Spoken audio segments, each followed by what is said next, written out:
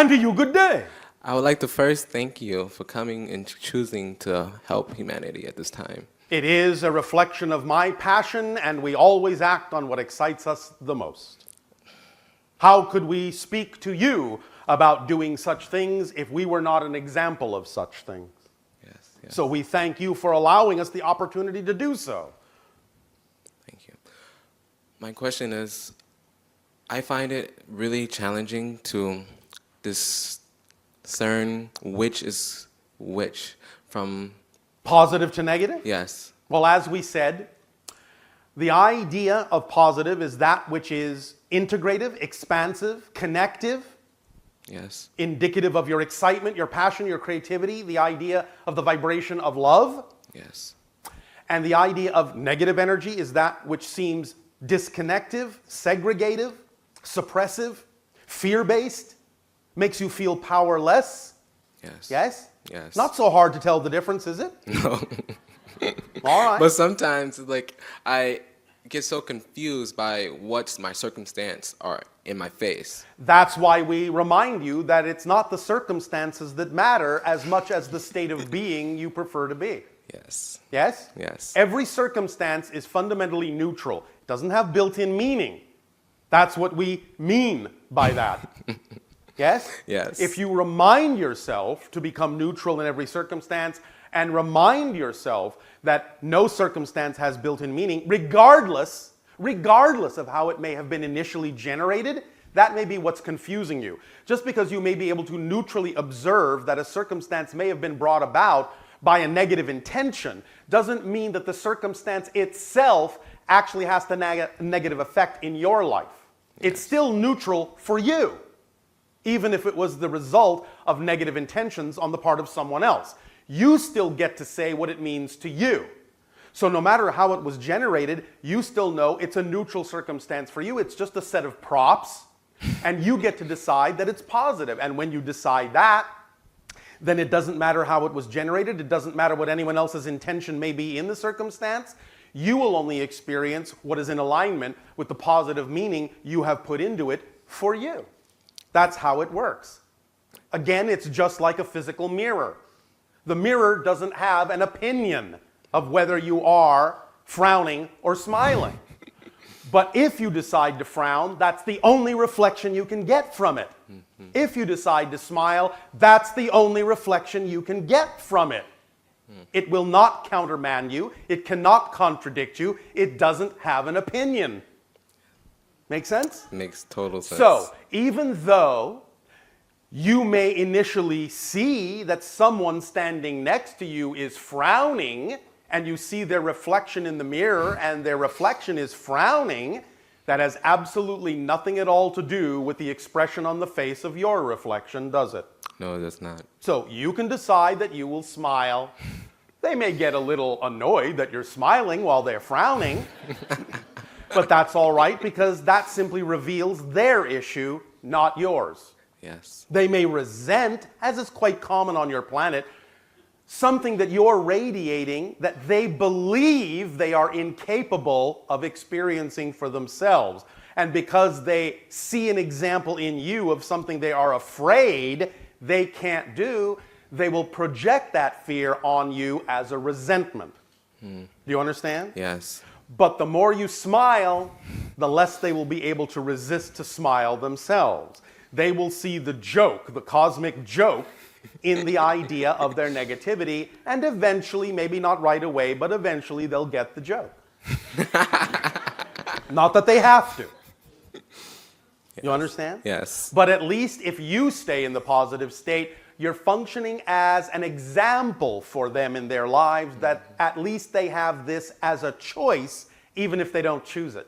Yes. Yes? Yes. Otherwise, if you just stay in a state of negativity and confusion, then all you're doing is adding to their frown.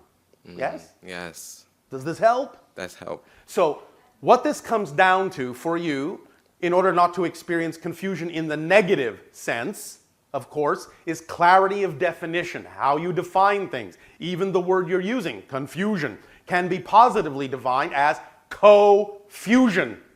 You're looking at what may appear to be contradictory ideas and attempting to fuse them together, co-fuse them. At first, because of definitions that you may be holding on to, it may seem impossible to fuse them together, to see how they are connected. But when you clear up your own definitions, they will co-fuse and there will be no confusion from that point. Thank you. Does that make sense? Yes. Does this help you? Yes. Is this sufficient, or is there some other thing you would like to discuss about this for further clarity? I'm good. Thank you. Oh, all right. I love you. Our love to you as well.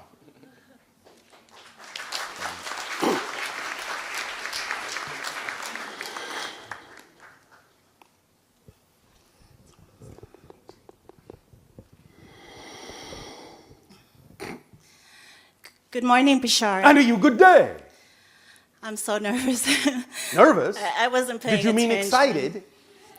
Well, I am excited. My question was, Yes. I've been thinking about it all night.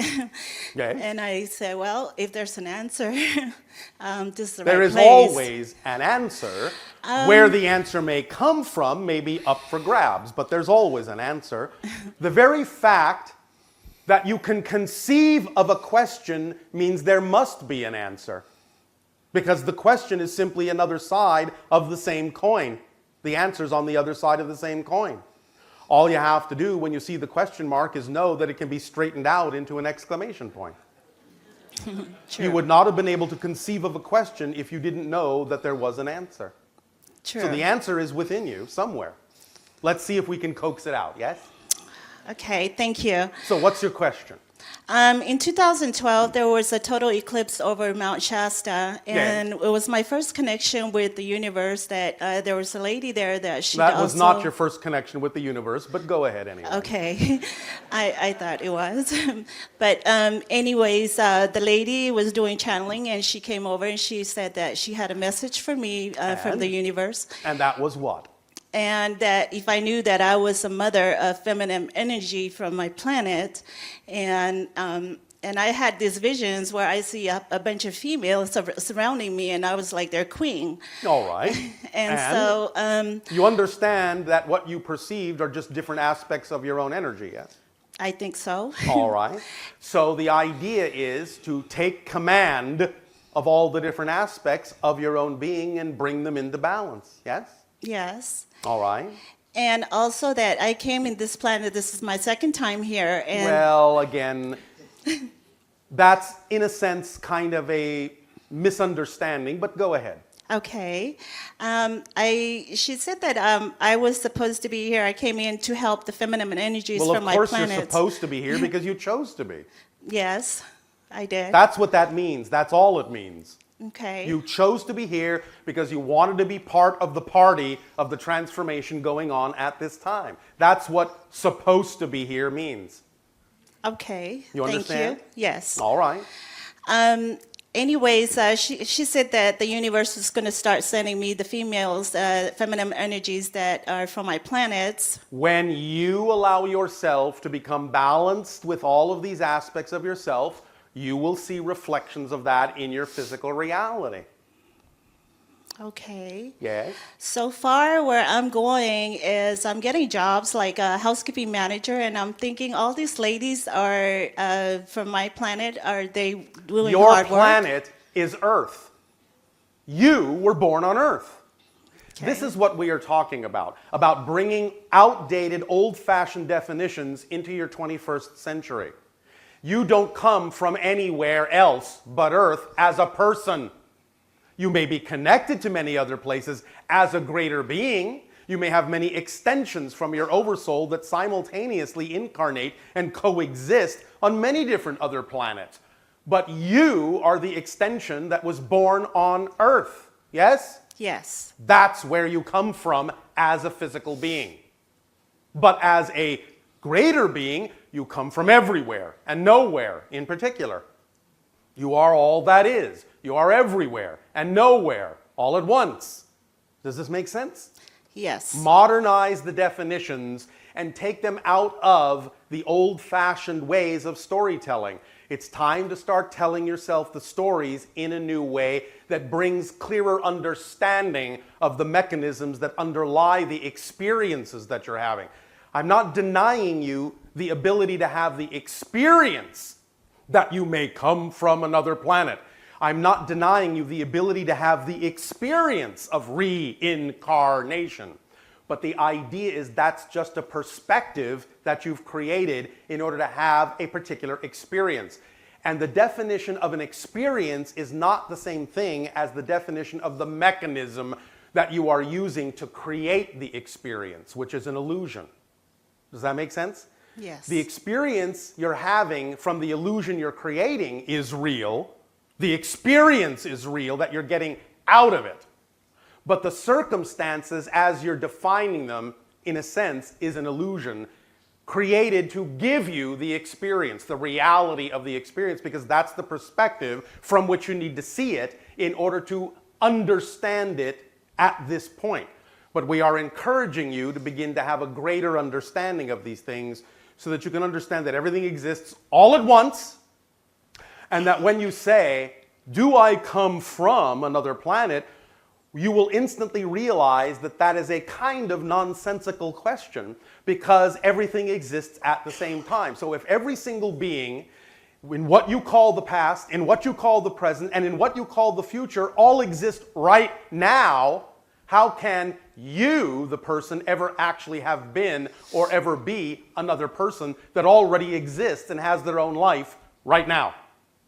The only way that you can have that experience is if everyone exists all at once, no matter what time frame you think they exist in, and from this life, from this version of you, you make connections, you create cross connections energetically, informationally, to download from their lives and their experiences what you believe you need to help you, guide you in this life, just as they are doing by connecting to your life and drawing from it whatever experiences they may need that might be relevant for their life experience. But all this is going on at the same time, like some gigantic version of an interdimensional internet.